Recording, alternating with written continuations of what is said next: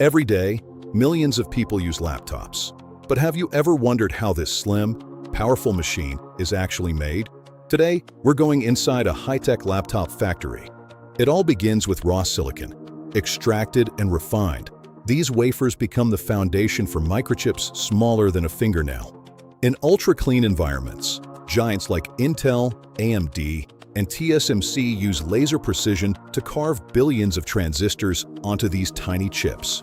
Advanced robotic arms then populate motherboards using surface mount technology, soldering components with perfect accuracy. Next, precision-engineered LED panels are assembled while high-capacity lithium-ion batteries are tested and sealed for safety. During final assembly, the cooling systems, storage, and keyboards are fitted into the chassis of top brands like Apple, Dell, and HP.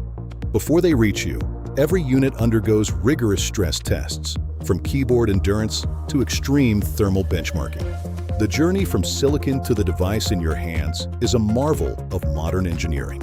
Subscribe for more incredible factory process videos.